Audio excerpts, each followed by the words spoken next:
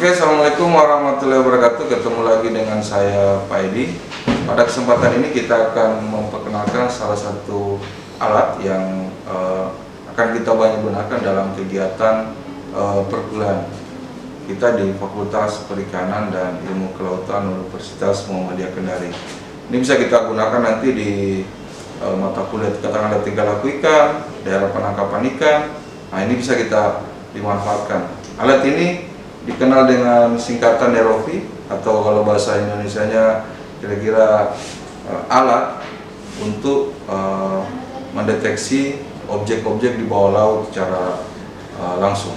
Jadi kalau kemarin kita belajar tentang drone di udara, nah sekarang kita belajar drone di bawah laut, kira-kira seperti itu. Oke, ini adalah alatnya. Ada satu set koper, di dalamnya ada berbanyak komponen. Mungkin saya coba buka ya.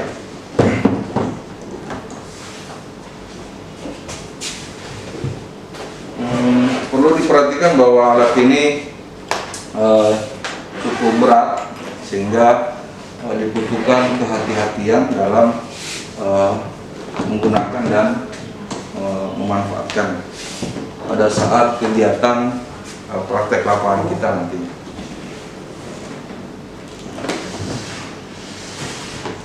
Ini adalah isi dari ROV kita, satu set. Saya coba buka ya, apa saja yang ada di dalam.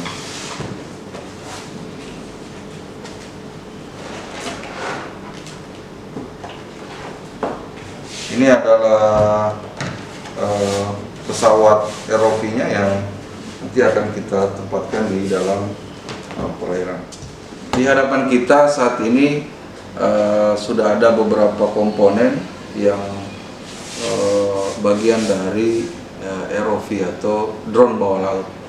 Nah, yang pertama itu adalah pesawatnya sendiri. Jadi ini yang akan kita gunakan adalah yang akan mengambil gambar, video ataupun foto di dalam air. Jadi nanti ini akan masuk ke dalam air. Kalau di darat ini agak cukup berat, tapi ketika di dalam dia akan menjadi lebih ringan. Di sini ada beberapa bagian-bagian mungkin yang perlu kita ketahui. Pertama, ada bagian depan ada sensor kamera di bagian depan sini. Ini bisa merekam sampah, bisa mengambil gambar dengan kualitas 4K di 30 fps.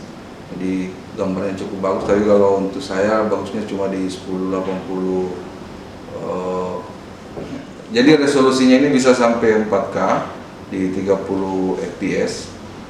Tapi kalau supaya stabil kita bisa pakai di resolusi 1080 dengan kecepatan frame per secondnya itu di 30 atau di 60. Di sisi kiri, sisi kanan dari kamera ini ada dilengkapi dua sensor, dua lampu LED di sisi kiri dan sisi kanannya, untuk membantu ketika kita misalnya mau mengambil gambar, video keberadaan ikan di malam hari. Kemudian di bagian atas ini ada lubang. Ini adalah lubang kipas, sehingga nanti drone ketika dia misalnya bisa naik dan turun itu diatur oleh lubang kipas yang ada di sini. Kemudian ini adalah lubang tempat pemasangan kabel yang ini cukup berat. Ini adalah lubang untuk menempatkan kabel sambungan ke remote. Kemudian di bagian belakang ada dua baling-baling. Jadi drone ini secara umum bisa maju ke depan, kemudian mundur, bisa juga ke atas dan ke bawah. Jadi dia 4 aksis bisa bergerak. Di bagian belakang ada tadi baling-baling ini yang membantu untuk drone ini bisa naik ke atas atau turun ke bawah menggunakan remote. Nah, di sini ada satu lubang untuk menempatkan fish feeder, gitu, sehingga nanti bisa dipakai untuk mendeteksi keberadaan ikan di bagian bawah drone ini sendiri. Ini satu.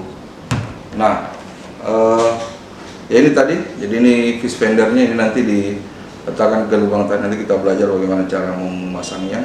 Saya coba perkenalkan saya dulu bagian-bagiannya. Nah, di sini ada sensor yang nanti akan mendeteksi, memberikan informasi keberadaan ikan di bawah dari drone ini sendiri. Kemudian ada remote. Ini adalah remote yang nanti akan kita gunakan untuk menempatkan. Kita bisa pakai HP untuk melihat video gambar yang ditangkap oleh drone ini sendiri. Kita belajar cara menggunakannya. Kemudian ini ada jadi selain remote, kita juga bisa melihat keberadaan ikan itu dengan menggunakan kacamata VR ini. Jadi kita bisa secara live melihat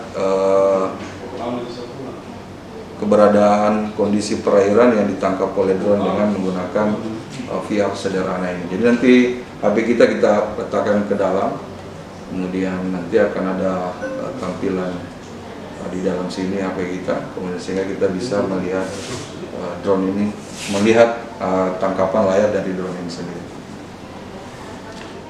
Nah, alat selanjutnya adalah transmisi sinyal. Jadi ini yang akan menghubungkan antara remote, kemudian fish fender, kemudian drone-nya sendiri, sehingga bisa difungsikan di dalam air.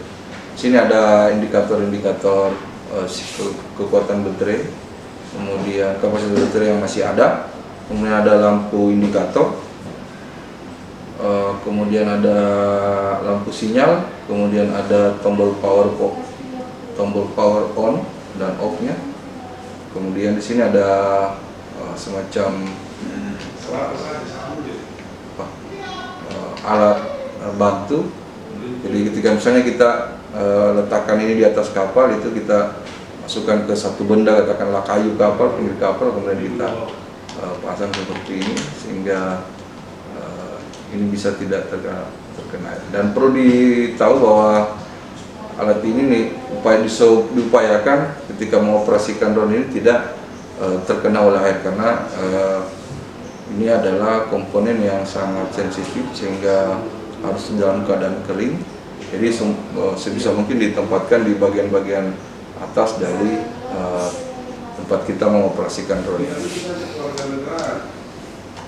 Kemudian yang terakhir dari beberapa bagian dari drone bawah air ini adalah kabel. Jadi di drone kita ini ada, selain tadi perangkat, di drone juga dilengkapi dengan kabel transmisi sekitar mungkin hampir sampai 20 meter kabel yang ada di sini. Ini bisa kita yang akan menjadi penghubung antara drone dengan receivernya. Karena teknologi drone yang kita gunakan ini adalah teknologi yang masih menggunakan kabel untuk menghubungkan antara drone-nya sendiri, drone bawah lautnya, dengan receivernya. Nanti kita akan belajar bagaimana cara mengoperasikan dari alat-alat ini. Saya menjelaskan beberapa bagian dari ROV atau drone bawah laut yang kita miliki saat ini.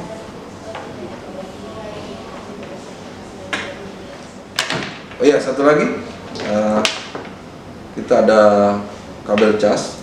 Jadi kabel cas ini mampu mencas seluruh perangkat drone, mulai dari pesawatnya sendiri, drone bawah lautnya, kemudian fish fendernya, kemudian remote-nya, kemudian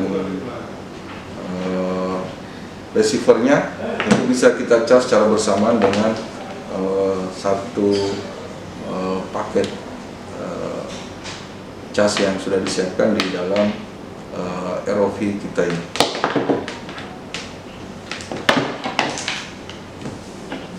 Itulah tadi pengenalan beberapa bagian dari drone bawah laut kita yang nanti yang akan banyak kita gunakan untuk kegiatan-kegiatan perkuliahan, katakanlah daerah penangkapan ikan, mengidentifikasi tingkah laku ikan di dalam air. Jadi kita tidak perlu lagi menggunakan alat selam yang mahal, misalnya kita tinggal menggunakan, adik-adik tinggal menggunakan alat ini dan adik-adik bisa melihat kondisi objek di dalam air itu secara langsung. Dan mudah-mudahan dengan alat ini adik-adik bisa memudahkan dalam kegiatan pengambilan data baik pada saat praktek lapangan ataupun pada saat penelitian. Oke, nanti kita akan ketemu lagi di bagaimana cara mengoperasikan alat ini. Di kita akan sama-sama melihat bagaimana alat ini dioperasikan dan seperti apa nanti penggunaannya dalam bidang perikanan. Assalamualaikum warahmatullahi wabarakatuh.